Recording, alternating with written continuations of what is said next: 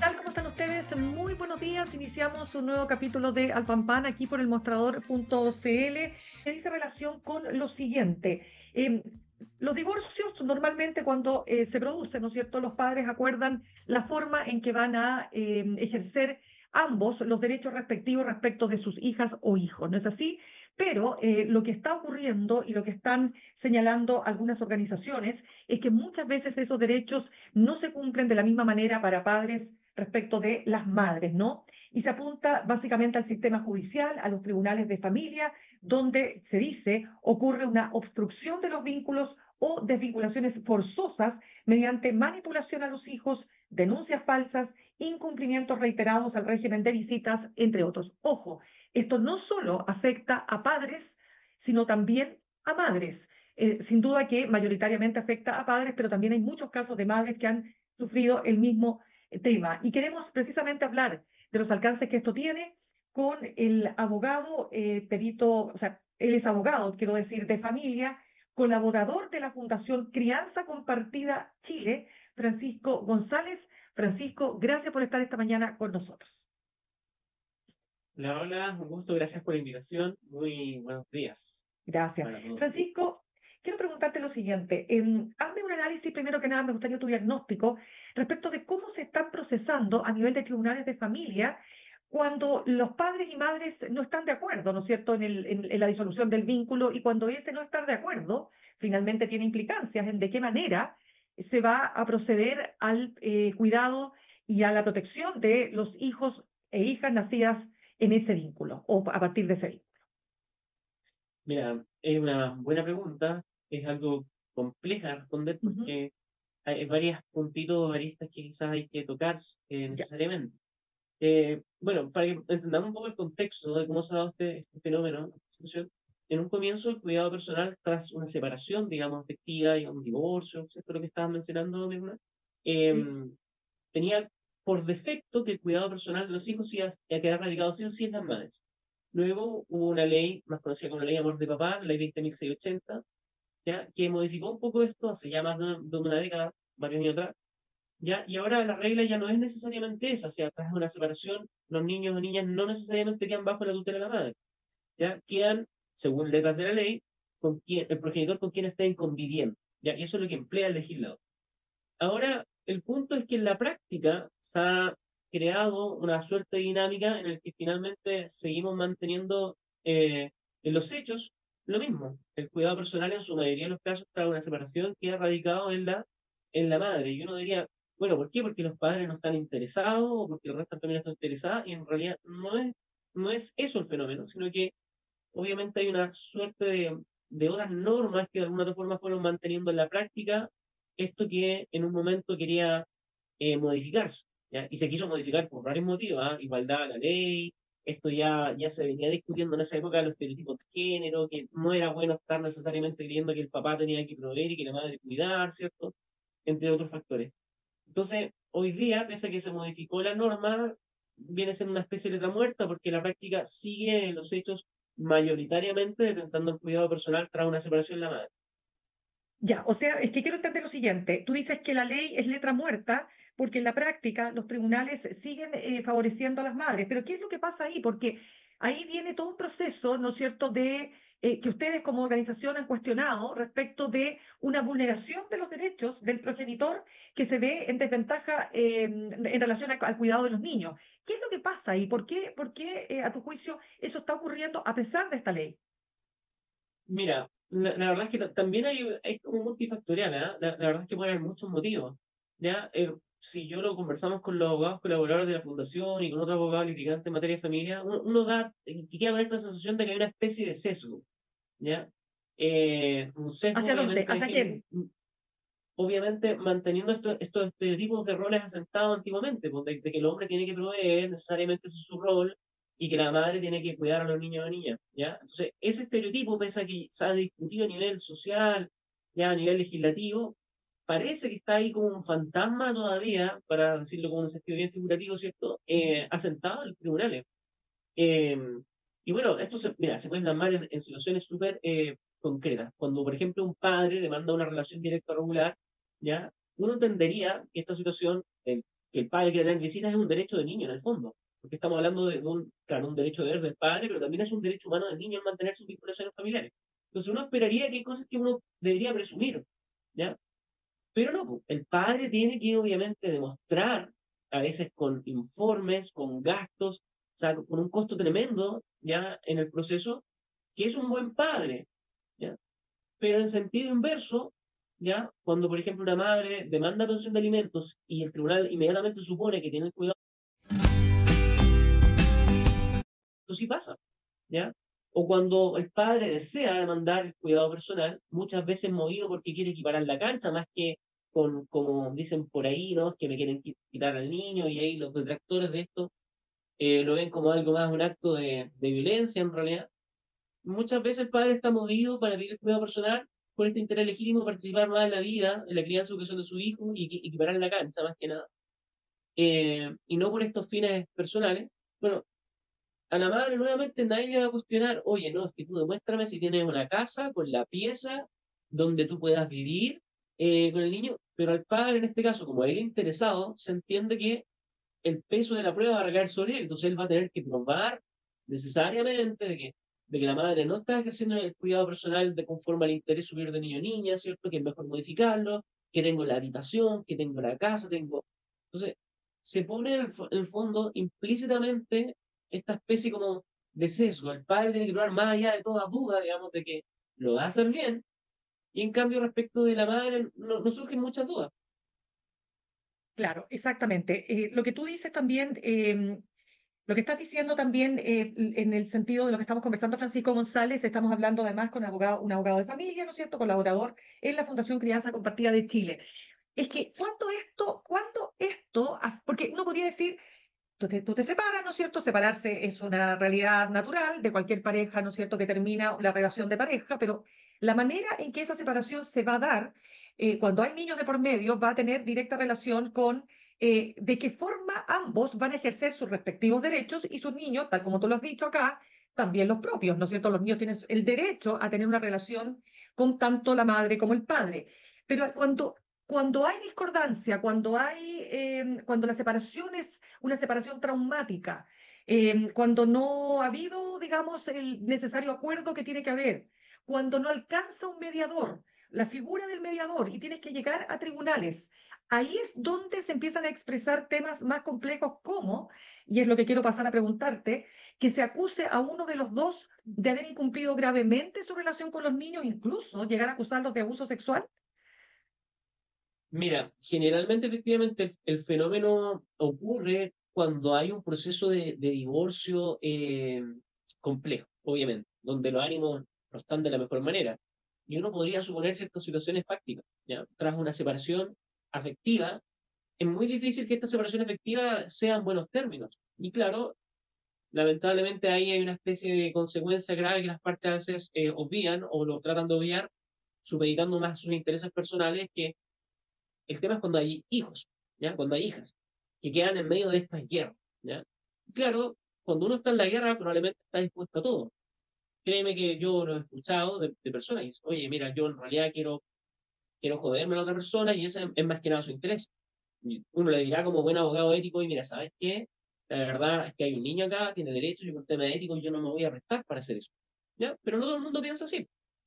Y hay una serie de eh, normas, digamos, a nivel sistemático que permiten, ¿cierto?, al progenitor que detente el cuidado personal eh, hacer algunas cuestiones que en realidad no se condicen con el bienestar de su hijo. ¿Ya? Desde ahí, tú me preguntas, obviamente, la obstrucción de vínculos, ¿ya? Que es un fenómeno bastante común, antes era un secreto a voces, pero ahora ya al menos se está visibilizando un poco más. ¿Ya? ¿Qué puede hacer un progenitor, ¿cierto?, que detenta el cuidado personal para obstruir el vínculo? Hoy día puede hacer de todo. ¿Ya? Y es poco, tristemente, las sanciones que va a tener en su contra, porque primero la otra parte tiene que tener recursos para iniciar un proceso judicial, pedir desde apercibimiento, compensaciones de días, ya se pueden pedir incluso por ley, se pueden pedir multas y arrestos. Hoy día ver un arresto por incumplimiento de relación directa regular es casi imposible, me atrevería a decir. Muy complicado. Si uno pensara en lo que está en juego, que es el derecho humano del niño o niña a mantener este vínculo con su otra familia, y con las consecuencias que trae, porque generalmente la obstrucción de vínculo tiene como consecuencia no solo el impedimento de contacto con el padre o madre impedido, sino con toda la familia que viene detrás. ¿Ya? Cuando uno estudia estos casos, se da cuenta que no solo el papá, por ejemplo, no puede ver a su hijo, sino que su hermano, sus primos, sus abuelos por línea paterna. Entonces, hay un cercenamiento, como lo expreso yo, de la identidad de niño y niña. Si uno lo viera de esa perspectiva, diría, oye, un arresto es poca sanción para el daño que está generando esta persona. ¿Ya? Hay en otros países, a modo comentario, por ejemplo Argentina, en que la obstrucción de vínculos derechamente es un delito. ¿Ya?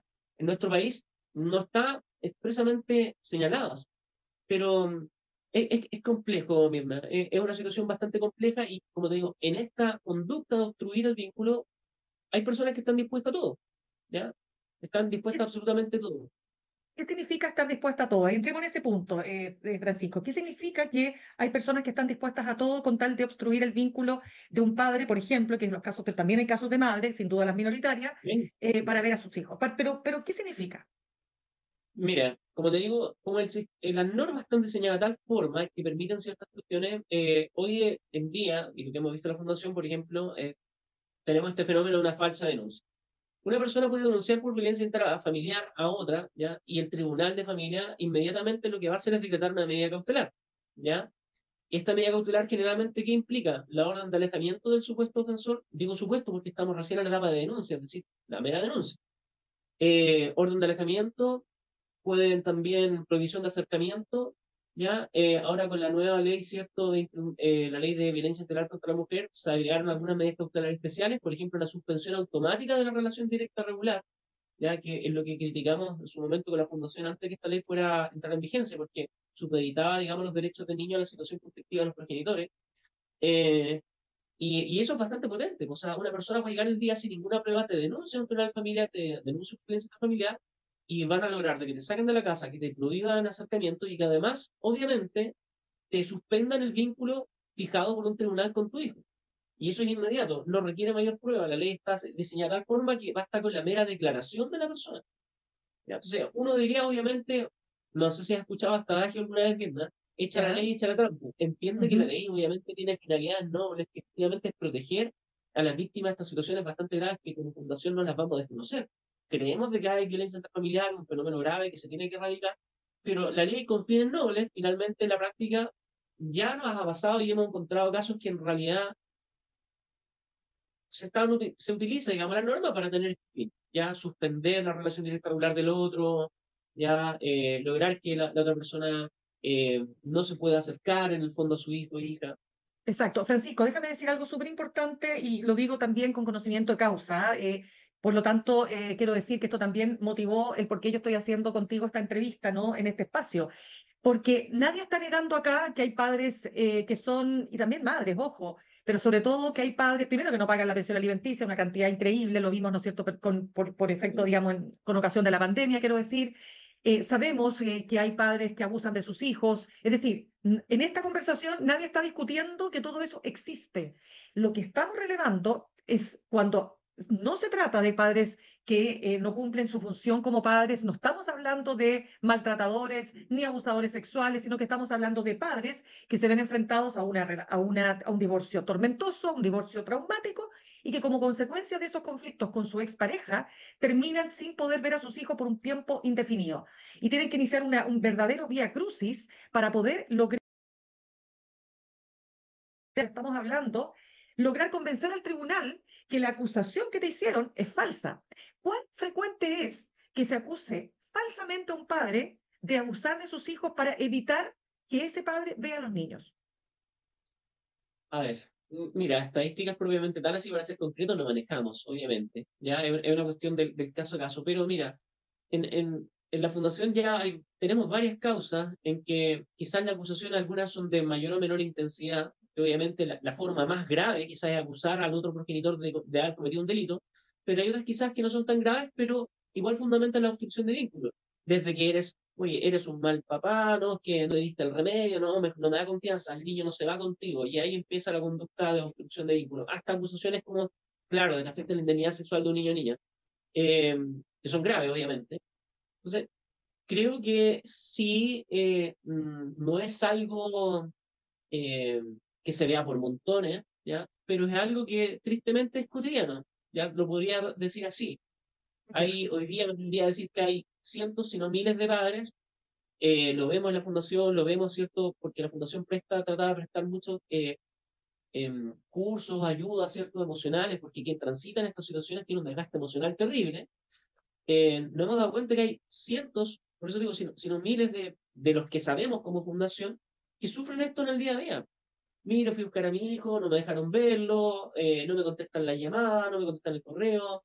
Hay padres que viajan de una región a otra con este fenómeno geográfico de nuestro país es bastante largo, eso implica tiempo, Claro. dinero, y llegan al lugar y no están, le informa al conserje del edificio que salió. Tenemos una serie de historias que parecen de manual, porque algunas se repiten, pero son inauditas, ¿ya? Y ahí se va generando esta obstrucción de vínculo. Entonces, si tú me preguntas concretamente cuánto es lo que sucede, yo creo que es bien cotidiano. Mira, es que, claro, lógicamente que para llegar a acusar, es que, ¿sabes lo que pasa? Que yo sé que todo esto que estamos hablando es casuística. Por supuesto, reitero, la mayor parte de los casos, bueno, tenemos esta situación de que los padres se desentienden de los niños, ¿no es cierto? No pagan su pensión, etcétera, etcétera. Pero lo terrible es cuando ese padre no solo cumple con sus deberes, ¿no es cierto?, como padre, en términos de pagar la pensión, etcétera, etcétera, sino que se le ve impedido ejercer este derecho. Quiero partir preguntándote otro tema también, Francisco, que dice relación con qué pasa con la crianza compartida. Porque tengo entendido que en Chile la crianza compartida, a ver, para que pueda producirse, tiene que ser aceptada por la madre de los niños. ¿Es así?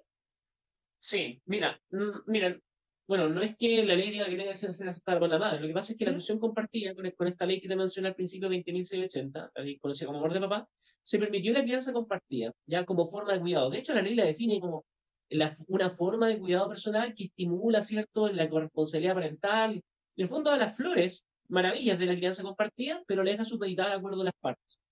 Es decir, si las partes no la acuerdan en una escritura pública, no la acuerdan ante un oficial de registro civil, paremos de contar, no hay crianza compartida. Entonces, y ahí está el tema. Bueno, el legislador en su momento generó esta dicotomía, ¿no? ¿Y cómo vamos a obligarlo a la acción compartida? Porque se discutió si en realidad no hay acuerdo entre las partes, ¿ya? Pero se genera un efecto contrario, porque la crianza compartida, como está en la ley, definida como muy de manera bella, por decirlo de una forma, debería ser un régimen que obviamente debería ser fomentado por el Estado, porque ya el Estado axiológicamente asume de que es la mejor forma para estimular la corresponsabilidad parental, que es para donde todos tenemos que apuntar hoy día. Corresponsabilidad, coparentabilidad, el trabajo que hace muy bien la fundación, ¿ya? No hay otra alternativa. No tenemos que buscar un derecho de familia para sancionar, sancionatorio, digamos, o castigador, sino que tenemos que tratar para buscar, en el fondo, la utopía. Tenemos que generar una sociedad que sea corresponsable frente a los derechos, ¿cierto?, de los niños y niñas y que genera esta coparentabilidad. Entonces, Claro. la crianza compartida queda supeditada al acuerdo. ¿Y qué pasa en la práctica? Basta con que una persona diga, no, no quiero. Y ahí uno, a veces no ha tocado, oye, pero ¿y por qué te dijeron que no? No, porque no quiere nomás. ¿Y cuál es la justificación de fondo a negarse a algo que va a ser beneficioso en principio con su hijo o hija? Muchas veces hay relaciones que tampoco es que se lleven tan mal, pero el progenitor, uno de los progenitores, se ve como empoderado, por decirlo de alguna mala forma, ¿ya? Y simplemente se niega tajantemente a una crianza compartida. Y quedamos sin crianza compartida, ¿ya? Eh, Obviamente como fundación nosotros estamos abogando de partiendo de esta misma base que axiológicamente la ley ya define la crianza compartida como una forma que estimula, ¿cierto?, la corresponsabilidad parental, es decir, es una buena forma de cuidado personal, para que esta crianza compartida no quede supeditada a la voluntad o al capricho muchas veces de una de las partes, ¿ya? Y que sea el cuidado, la forma de cuidado de nuestro hijo está por defecto. Además, hay algo importante, misma, hoy en día Ya. hay una ley que es la 21.430, que es la Ley de Garantía de Derechos de la Niñez y Adolescencia, que se publicó el año pasado, antepasado, si no mal recuerdo. Y ahí se establece un amplio catálogo de derechos que tienen los niños y niñas. Y hay un derecho súper importante, está creo en el artículo 10 de dicha ley, que señala que es el niño o niña adolescente quien tiene el derecho a ser cuidado de forma preferente por su madre y o padre. O sea, la ley dice ya que los niños y niñas son los que tienen el derecho a estar cuidados preferentemente sin importar qué. Da lo mismo si se separan, si están juntos, si se odian, se aman los padres o no. Es él el que tiene el derecho a ser cuidado de forma preferente. Entonces, obviamente, desde esa vereda creemos que la crianza compartida es una forma que debiese el Estado fomentar y no dejarla ahí tras bambalinas, ¿cierto? O dejarla media oculta. Debiese ser la forma en que deberíamos criar a nuestros niños y niñas. Ya, ahora quiero entrar en un tema que es también parte, me imagino, ¿no? De por qué los tribunales de familia tienden a favorecer a la madre en estos casos, ¿no? Estamos conversando a esta hora con Francisco González, abogado de familia y colaborador de la Fundación Crianza Compartida Chile. Francisco, cuando tenemos efectivamente un padre, ya no hablemos de un abusador sexual porque sin duda ese es un caso extremo, que los hay, obvio, pero es extremo. Pero hablemos de un padre que es negligente, que es descuidado, que no baña a los niños, que los desabriga, que no les da su comida, que los acuesta tarde, que llegan los niños, muy, es el típico caso que se encuentra, no sé, que cuentan las madres, que llegan los niños, ¿no es cierto? Qué sé yo, que se nota inmediatamente cuando se van con el papá, ¿no es cierto? Cómo se desordenan sus vidas, la falta de contención, es decir, ese padre que no es un buen padre. ¿Qué pasa ahí? Porque eso también ocurre y por eso los tribunales de familia también tienden a proteger más a la madre. Sí, mira, la verdad es que cuando estamos frente a esas situaciones fácticas, ya que también se da que efectivamente unos padres puede ser descuidado, negligente, lo cierto es que el derecho niño-niña está ahí, forma parte de su identidad igual. No vamos a poder privar el contacto de niño ni adolescente respecto a su progenitor porque lo fue a dejar un poco más tarde o porque lo tenía desabrigado. Entonces, es el padre o madre que efectivamente tiene y forma parte de su identidad. Ya por eso hay que ver, obviamente, cuál es la situación que daría, digamos, para no optar este régimen. ¿Ya? Lo otro importante, creemos nosotros, también como fundación, está el factor educación.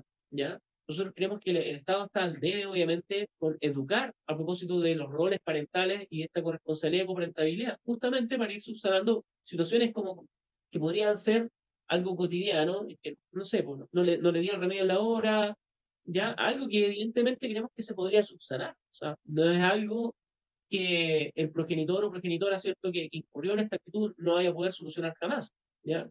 ¿Y eso cómo lo podemos hacer? Con acompañamiento, ¿ya? Es más, Lo, cuando hoy día tenemos, sí. cuéntame.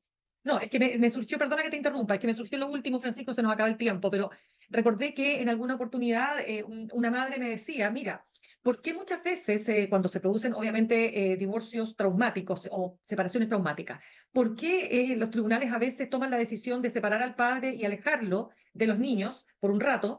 Es porque es precisamente en esos momentos, en esos instantes, cuando algunos de estos padres pierden el control y algunos terminan incluso secuestrando a los niños y llevándoselos fuera del país. ¿Cómo ves tú ese argumento? Que lo hemos visto.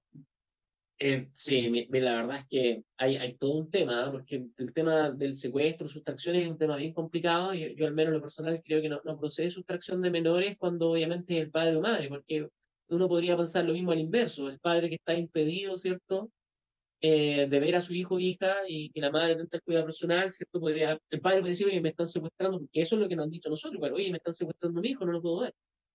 Nosotros estamos claros que y uno puede partir de esa base, el divorcio es conflictivo, por algo se están divorciando, hay un conflicto en la relación de pareja. El tema es cómo los adultos deberían llevar este proceso sin afectar los derechos humanos de su hijo o hija, ¿ya?